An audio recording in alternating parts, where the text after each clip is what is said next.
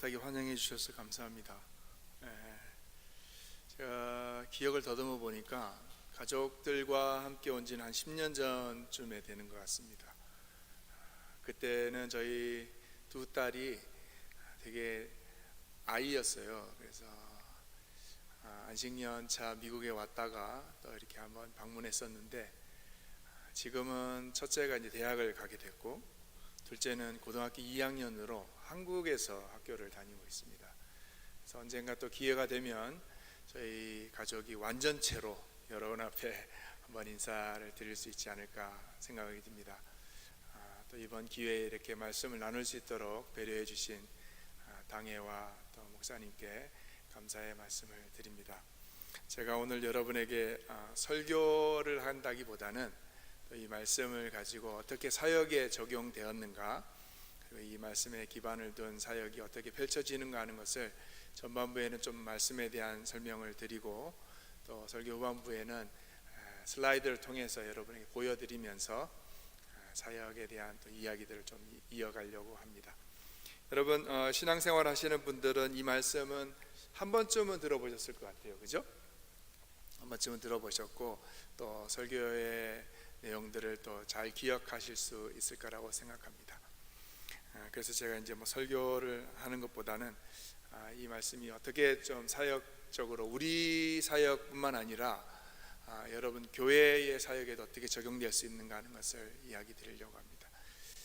성경을 연구하시고 또 공부하시는 분들은, 조금 관심 있는 분들은 본문의 말씀을 이런 한 단어로 좀 기억을 하시는데, 본문의 말씀을 대위임령이라는, 혹시 들어보셨습니까? 이것을 대위임령, 주님께서 지상에 있는 제자들에게 하신 아주 큰 사명, 명령이다. 그래서 영어로는 Great Commission이라고 이야기를 합니다. 주님께서 맡기신 큰 명령인 거죠. 근데 사실 이제 이거는 좀 어려운 이제 표현인 거고, 신앙생활 할 때는 우리가 조금 다르게 기억되기 쉽게 어떻게 이야기하냐면, 주님께서 제자들에게 하신 마지막 말씀, 마지막 부탁이다, 그래 마지막 당부의 말씀이다라고 해서 마지막으로 하신 말씀을 좀 강조를 합니다. 여러분, 사람이 마지막으로 부탁하는 것, 마지막으로 이야기하는 것, 마지막으로 사람들에게 이렇게 호소하는 걸 뭐라 그러죠? 헤어지기 전에, 떠나기 전에, 정말로 마지막으로, 특별히 임종을 앞두고 마지막으로 하는, 유언이라고 그러죠. 예, 그렇습니다. 예. 그럼 제가 여기서 하나 질문을 드리려고 하는데, 여러분, 주님께서 맡기신 이 대위임령과도 같은 유언의 말씀, 이거를 지켜야 됩니까? 아니면 그냥 좀 가볍게 여겨도 됩니까? 좀 어려우면은 좀 힘든데 이렇게 해가지고 그냥 간과해도 되는 겁니까? 아니면 조금 어렵고 조금 힘들고 조금 우리가 이렇게 부담이 많이 되지만 그래도 해야 될까요? 여러분 어떻게 생각하십니까? 오늘 말씀은 이렇게 시작합니다. 모든 권세를 가지신, 그러니까 이 주님께서 하신 명령, 이 주님께서 우리에게 주신 유언과도 같은 명령이 가벼운 게 아니라는 거예요. 모든 권세를 가지신 우리 주님께서 딱 명령을 내놓습니다. 마치 아주 위대한 사람이, 아주 중요한 인물이 유언의 무거운 말씀을 하듯이 온 세상의 모든 권위를 가지신 주님께서 대위임령을 제자들에게 이야기하고 있습니다. 그럼 여기서 제가 조금 더 질문을 드리려고 합니다. 여러분, 대위임령의 가장 핵심이 되는, 오늘 말씀에 가장 중요하고 가장 핵심이 되는 부분, 가장 키워드가 되는 단어, 컨셉이 뭘까요? 오늘 본문에 세 절밖에 안 되지만 가장 핵심이 되고 중심이 되고 이 본문의 말씀을 잘 이해할 수 있는 키워드는 뭘까요? 네, 자신 있게 이야기하셔도 됩니다. 여기 보니까 정답을 바로바로 말씀하시는 것 같아요. 제자를 삼는다는 것입니다. 어떤 교회 가서 이렇게 말씀을 드리면 뭐 가라, 뭐 세례를 주라, 뭐 이렇게 이야기하시는데, 그 이유가 한글 성경에는 이게 가장 핵심이 어디 있는가 하는 것을 찾기가 조금 어렵습니다. 여러분이 성경을 연구하시는 분들이 아니시라면. 근데 물론 이제 이중 언어로 이제 영어를 쓰시는데, 영어를 쓰시는 분들도 이 본문의 핵심을 파악하는 것이 조금 어렵습니다. 그 이유가 영어도 번역이 원문을 번역하는 것이 정확하게 되어 있지 않아요. 그래서 원문을 보시면 이렇게 되어 있습니다. 원문에 명령형 동사가 딱 하나 나와요. 그러니까 주님께서 무엇 하라 이렇게 명령하신 말씀은 딱 하나예요. 그게 뭐냐면 제자를 삼으라, make disciples 이렇게 되어 있습니다. 아이고 선교사님 보니까 뭐 여기 여러 개 뭐 이렇게 동사처럼 뭘 하라고 하는 게 여러 개 나오는데, 가라는 것도 있고 또 뭐 세례를 주라는 것도 있고 뭐 가르치라는 것, 이게 다 죄송합니다. 이 아침부터, 주일날 아침부터 이 문법을 자꾸 이야기해서 분사라고 이야기합니다. 이 분사라는 것은 동사를 설명해 주는 거예요. 보조해 주는 거예요. 그러니까 주님께서 말씀하신 가장 핵심은 make disciples, 제자를 삼아라. 어떻게? 가서 세례를 주면서 가르치면서 제자를 삼으라는 것이에요. 그래서 이거를 원문에 맞게 이렇게 조금 번역을 하면 make disciples by going, by baptizing, by teaching 이렇게 되는 거예요. 자, 그러면 우리가 여기서 주님께서 제자를 삼으라는 것은 알았다. 어떻게? 이 세 가지 방법을 한번 보도록 하겠습니다. 저는 이 사역에 있어서 이 세 가지 방법이 잘 적용이 되면 정말 효과적인 사역을 진행할 수 있다라고 생각을 하고, 제 레소토 사역도 이 세 가지 방법의 기초를 두고 궁극적인 제자 삼기를 진행하고 있습니다. 여러분, 첫 번째로는 주님께서 제자를 삼는데 가라라고 말씀하십니다. 가라 이렇게 이야기하면 우리는 너무 단순하게 이렇게 지리적으로 위치적으로 어디를 이렇게 떠나가는 것만을 생각을 할 경우가 많아요. 여러분, 그렇게 이해하시면 이 자리에 앉아있는 우리 모두는 주님의 지상명령, 유언과 같은 지상명령을 수행하는 사람들이 아니잖아요. 우리는 아무 데도 안 가잖아요. 그죠? 여기서 이곳에서 신앙생활하고, 그렇다면 가라는 게 도대체 무슨 뜻이죠? 가라는 것이 위치적으로 어디를 떠나가라. 물론 제가 이제 교회 주보를 보니까 이렇게 단기 선교도 하시고 또 이렇게 뭐 모집하시고 이렇게 주기적으로 가신다더라고요.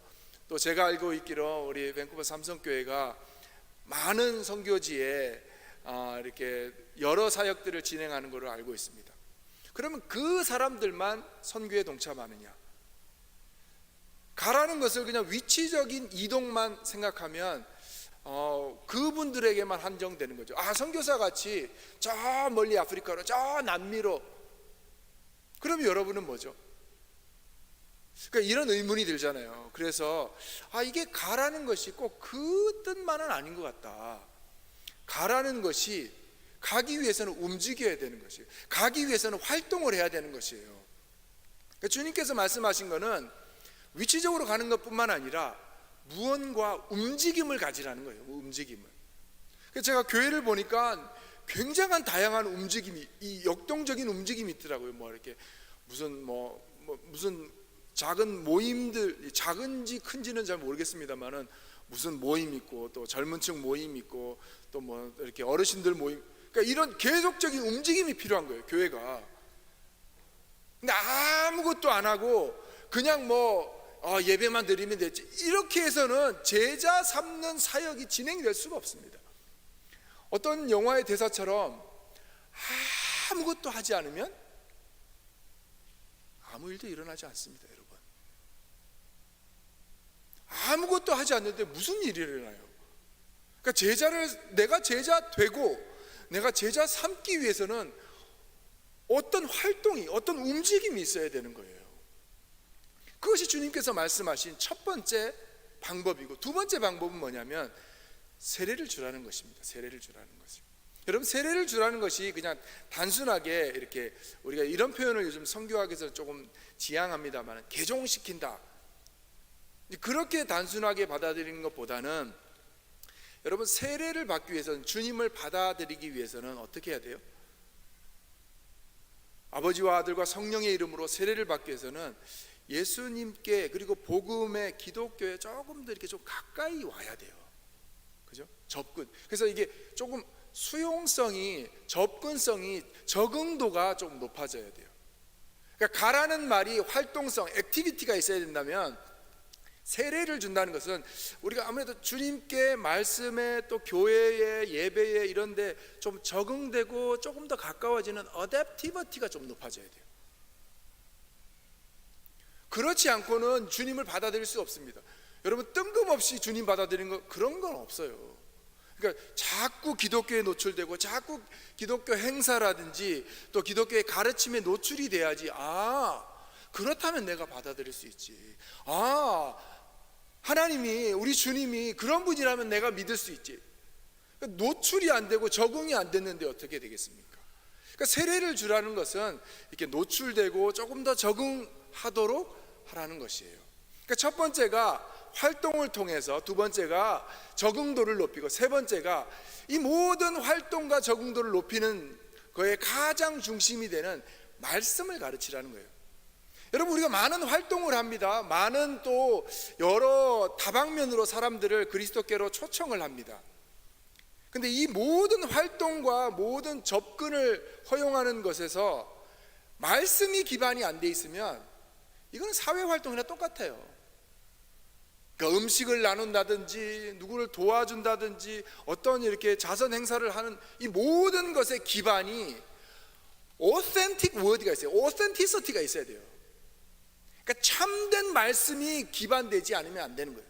그러니까 우리 주님께서 이제 그걸 말씀하신 거예요. 제자를 삼는데 여러 활동을 합니다. 선교지에서도, 여러분 교회에서도 여러 활동을 하시죠. 다 카운트할 수 없을 정도로 다양한 활동을 하십니다. 그게 왜 그렇죠? 어쨌든 간에 복음을 조금 더 하나님의 사랑을 느낄 수 있도록 더 가까워지도록.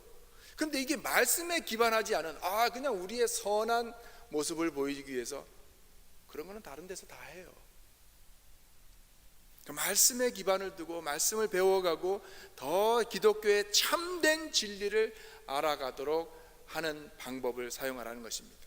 저는 이 기반을 두고 제 사역을 진행합니다. 지금부터는 제가 슬라이드를 보여드리면서 정말로 이게 말씀에 기반을 둔 저런 다양한 사역들을 진행하고 정말 사람들을 말씀을 깨우치게 하는구나, 그리고 그것을 통해서 믿음의 삶들을 살아가도록 하는구나 하는 것을 슬라이드를 통해서 한번 보여드리도록 하겠습니다. 슬라이드를 보여주시면 제가 슬라이드에 순서가 있습니다. 저희 일단 가족을 조금 여러분에게 소개를 해드리고, 그 다음에 레소토에 대한 정보를 좀 말씀을 드리고, 그리고 레소토 사역이 이 말씀 교육의 기반을 둬서 어떻게 진행되는가 하는 것을 말씀을 드리도록 하겠습니다. 가능하면 한 슬라이드를 다 보여주시면 좋겠습니다.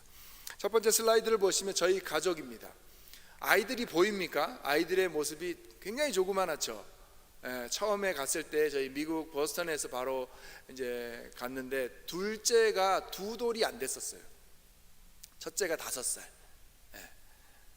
그런데 거기서 유일한 한국인 학생, 지금도 한국인이 이단 단체 한 곳을 빼면은 저희밖에 없어요.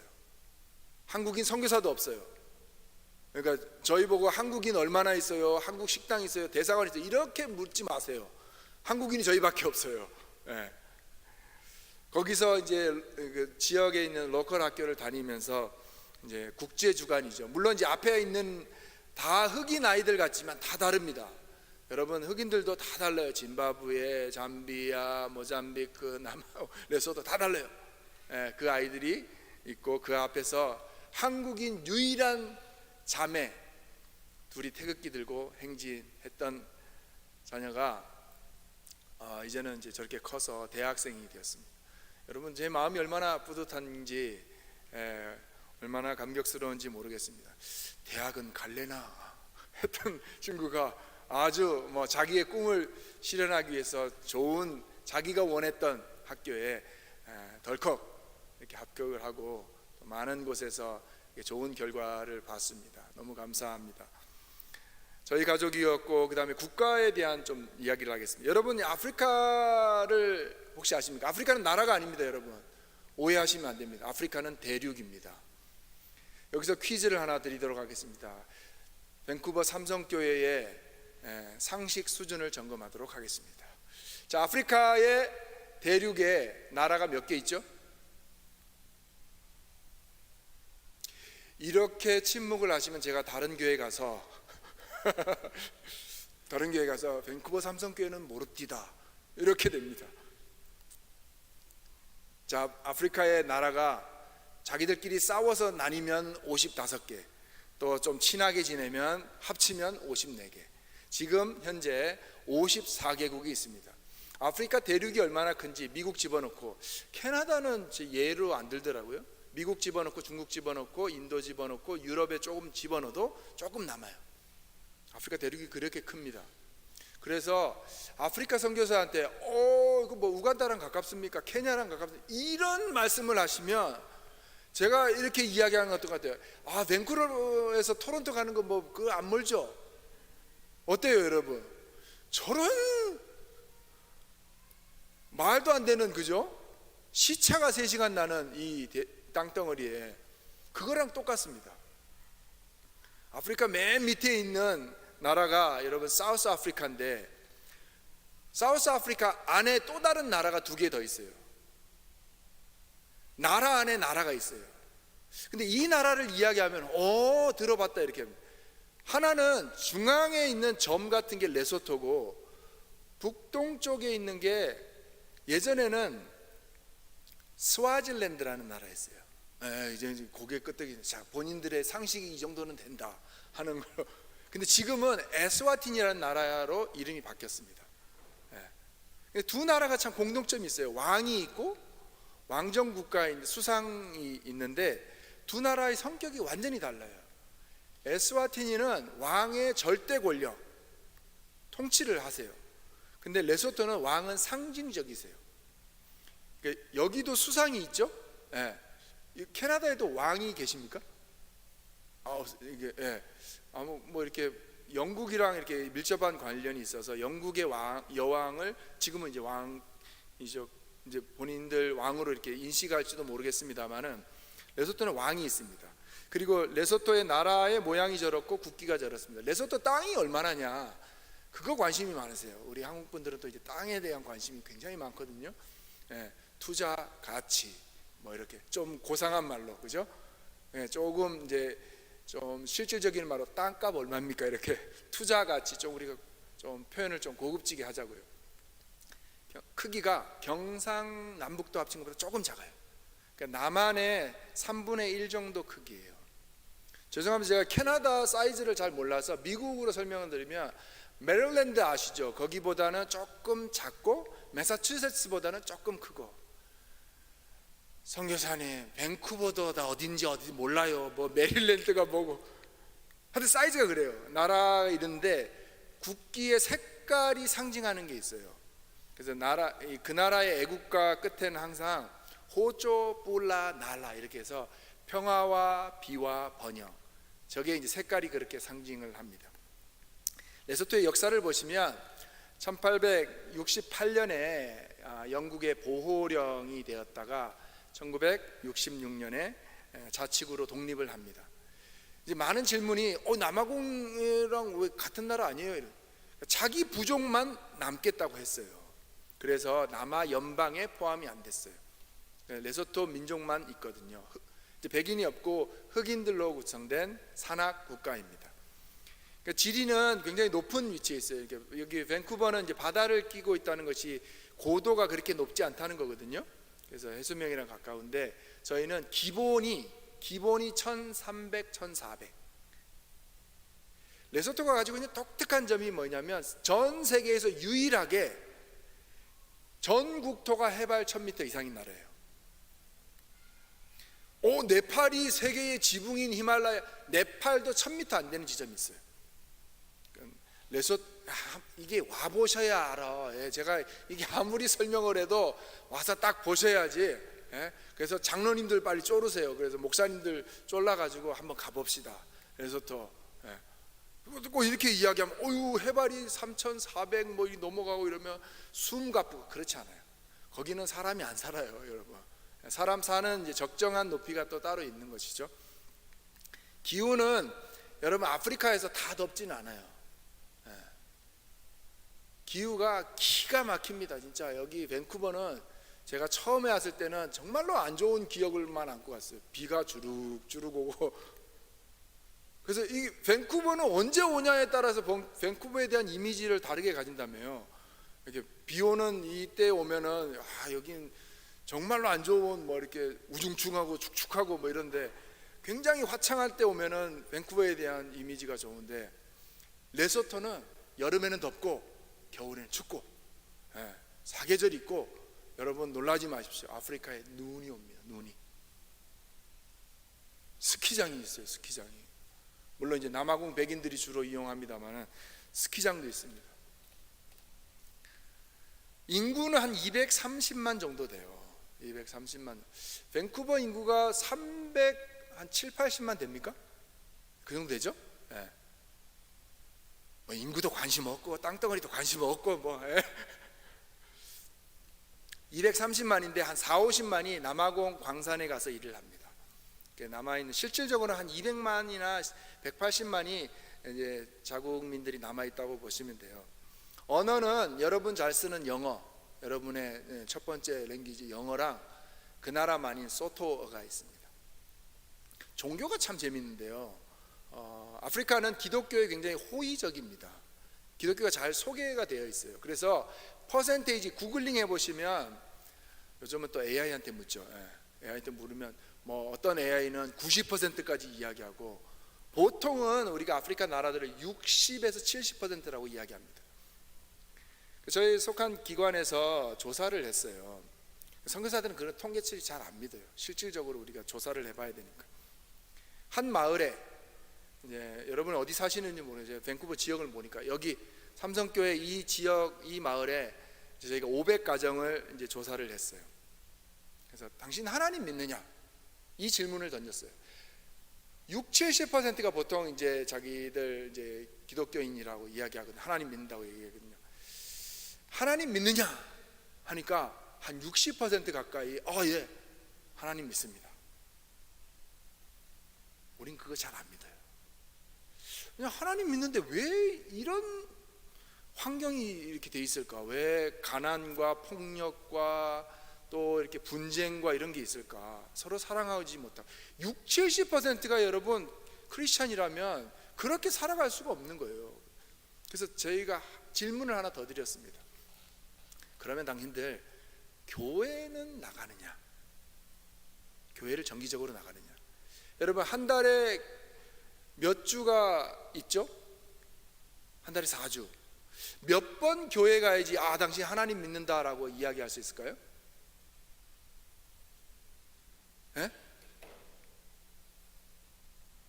한 달에 몇 번? 여기는 조금 이제 좀 이렇게 굉장히 제너러스 해가지고 한 번 와도 좋고 두 번 와도 좋고. 근데 보통 이제 한국 성도님들은 한 달에 몇 번 교회 출석해야지 하나님 믿는다고 4번요. 이러. 너무 빡빡하게 그렇게 하지 말고, 또 뭐 날씨도 안 좋을 수도 있고, 또 아플 수도, 갑자기 아플 수도 있죠. 한 번은 빼주자고. 3번만 나와도 75%예요. 그래서 물었어요. 한 달에 3번 이상 교회 가냐? 몇 %가 교회 간다고 했을까요? 그러니까 여기는 뭐 땅도 관심 없고 인구도 관심 없고 퍼센테이지도 관심 없고. 이 선교사님 질문 그만하고 본인이 좀 이야기해요. 한 6% 나와요. 6%. 6%가 그러니까 정기적인 종교 활동.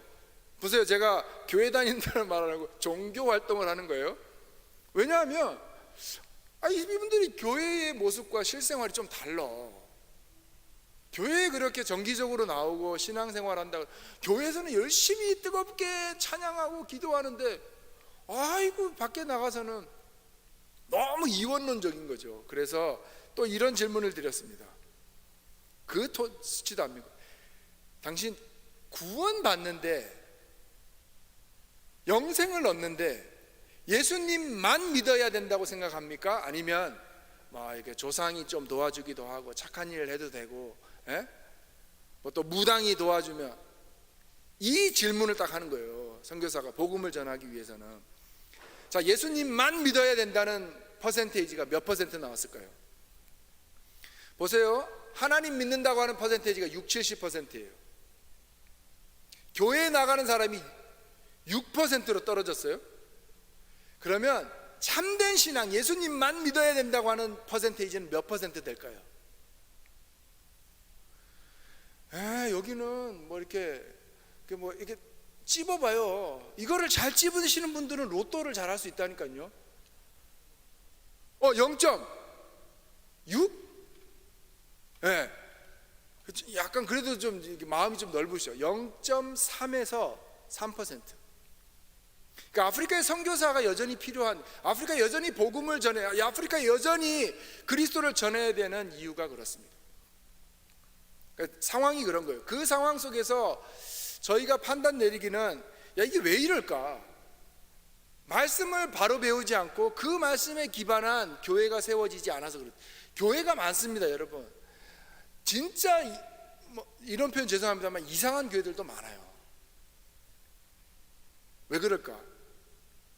통계치가 봤잖아요. 교회는 나가는데 복음을 몰라, 구원을 어떻게 받는지도 몰라. 그래서 저의 사역 구조는 이렇게 되어 있습니다.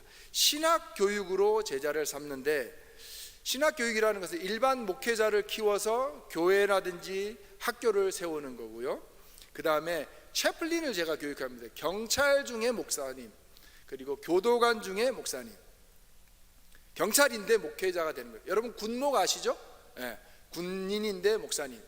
이제 제가 군인은 아직 뚫지를 못했어요. 근데 경찰, 교도관은 그 나라에서 시작을 했어요.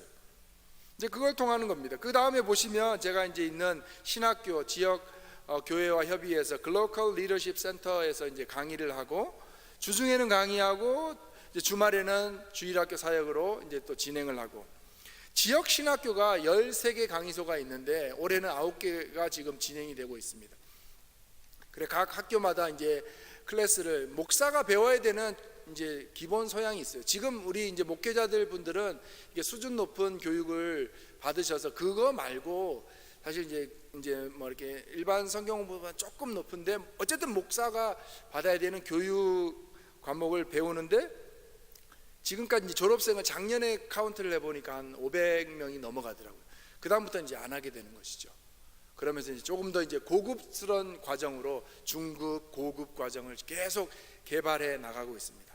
그러다가 여러분 이제 교회가 어떻게 살아갈 수 있는가, 서바이벌 할 수 있는 방법이 교회만 해서는 진행이 되지 않습니다. 그러다가 이제 우리 그 다음 슬라이드 계속 넘겨주세요. 지역 신학 교육 이 13군데 있고, 그 다음에 보시면 그 다음에 걸 보여주시면 조금 꼴로야마라는데 어디 좀 익숙하십니까, 여러분? 익숙하지 않다면은 이게 좀 이상한 거예요.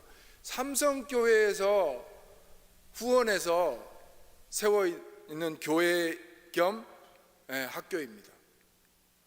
저 사진에 장로님들 오셨어요. 교회에서 이제 중직되시는 분들이 오셔서 또 특별히 또 이렇게 헌당도 하시고 했습니다. 삼성교회가 아프리카의 여러 지역, 여러 나라에 또 여러 지역에 또 이렇게 많은 거점들을 또 흔적들을 많이 남기셨습니다. 그러다가 이제 제가 채플린 훈련을 시작하게 됐고요. 2018년 10월부터 지금까지 채플린 훈련이 계속 진행되는 가운데 경찰과 교도관들 교육을 하게 되었습니다. 그러는 가운데 코로나가 터졌습니다. 코로나 기간 동안에 이제 우리 경목들과 함께 지역 구제를 진행을 했어요. 그래서 남부로, 중부로, 북부로 이렇게 다니면서 음식을 나누면서 복음을 전하면서 그들에게 그리스도와 조금 더 가까워질 수 있도록, 그리고 제가 간단한 메시지와 함께 기도해주고 그렇게 사역을 진행을 했습니다. 근데 여러분, 제가 여기서 질문을 하나 드릴까요? 여러분, 이렇게 막 주님이 알려주시는 제자 삼는데 가고 여러 활동을 하고 막 조금 더 가까워질 수 있도록 하고, 그리고 말씀에 기반해서 이렇게 하면 늘 좋은 일 있죠. 늘 열매 맺죠. 그리고 늘 뭐 이렇게 영적인 상승무들을 타고 그래야 되겠죠. 현실은 그렇지 않습니다. 교회에서 뭐 여러 사역의 활동들을 하고 제자를 삼고 이렇게 하는데 늘 사람들이 성경 공부하고 늘 활동에 참여하고 그렇습니까? 네, 컴플레인 한 사람은 늘 컴플레인하고 또 이렇게 참석 안 하시는 분은 안 하고, 오히려 그 정도면 모르겠어요. 그런데 선교지는 우리가 당하는 어려움이 있잖아요. 어떤 어려움이 있어요? 완전히 어려움이 있고, 사람들이 우리를 비아냥거리고. 그래서 저희가 자라면서 제 딸이 대학을 간다는 게 참 감격스러운 게 뭐냐면, 그곳에서 도로상에서 권총 강도를 당해 차량이 파손돼 그 다 그대로 겪었어요. 제가 사역 나간 사이에 야밤에 복면 쓴 도끼 들고 강도가 들어와 가지고, 그러니까 안에는 있는 지갑에 거 컴퓨터고 뭐가 다, 그거를 큰 딸아이가 다 고스란히 맞닥뜨렸어요. 트라우마를 그거 어떻게 극복합니까? 여러분 어떻게 극복해요? 그거를 극복하기 위해서 뭘 이제 심리 치료, 심리 검사 다시 여러분 이거 어떻게 극복해요? 어떻게 이겨내요? 그렇다고 뭐 다 접고 그냥 치워요? 우리가 당하는 이 고난과 역경과 어려움과 힘든 일들 고스란히 감내해야 돼요. 우리 주님이 아마 그걸 아셨는 것 같아요. 제자를 삼는다고 해서 늘 기쁘고 늘 열매 맺고 늘 항상 영적인 상승, 그게 아닌 걸 알았는 것 같아요. 그래서 주님께서 마지막에 이렇게 이야기합니다. 얘들아 봐라, 볼지어다 힘들고 어려울 거야. 그런데 내가 너희와 함께 있을게. 여러분 그거 붙들고 가는, 뭐 우리가 뭐 대단하고 우리가 뭘 똑똑하고 능력이 많아서, 아니요. 우리 주님이 함께 한다는 그 사실, 그 확신 가지고 가는 겁니다. 가족이 왜 어려운데 왜 마음이 안 무너지겠어요? 육신이 아파오는데 왜 힘들지 않겠어요? 불안한데. 지금 돌아보니까 지금까지 주님께서 인도하셨어요. 에베네셀의 하나님이 지금까지 인도하셨어요. 그리고 지금도 우리와 함께 하시는 임마누엘의 하나님이에요. 그러니까 지금까지 인도하셨고 지금 함께 하시니까 앞으로도 함께 하실 여호와 이레의 하나님을 신뢰하는 거죠. 그거 붙들고 가는 겁니다. 그래서 우리가 그렇게 찬양하잖아요. 지금까지 에베네셀 여기 임마누엘, 앞으로 여호와 이레 나의 가는 길 함께 하시네. 여러분 그거 붙들고 가는 거예요. 우리가 제자 삼는데 쉽지 않습니다. 교회가 제자 삼는 사역 진행하는데 쉽지 않습니다. 그러나 우리 주님 함께 한다는 그 사실 붙들고 힘들고 어렵고 고통스러워도 또 달려가고 또 가는 겁니다. 여러분 삶도 마찬가지 아니겠습니까? 교회 다니면 다 평안해야 되는데 그렇지 않잖아요. 어떻게 이겨내죠? 함께하는 주님 붙들고 가는 겁니다. 함께하는 주님, 지금까지 함께 하셨고 지금도 함께 하시고 앞으로 함께 하실 그 주님 붙들고 날마다 승리하는 삶 살아가시는 여러분 되시기를 주님의 이름으로 부탁을 드립니다. 기도하겠습니다. 좋으신 하나님, 함께 하시는 하나님, 그 주님 의지해서 레소토 사역 이어가고 또 삼성교회가 사역들 잘 이어갈 수 있도록 은혜 더하여 주시옵소서. 예수님 이름으로 기도합니다.